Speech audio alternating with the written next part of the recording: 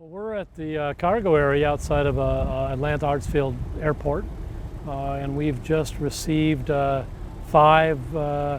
Jindo dogs from South Korea who were about to be dinner.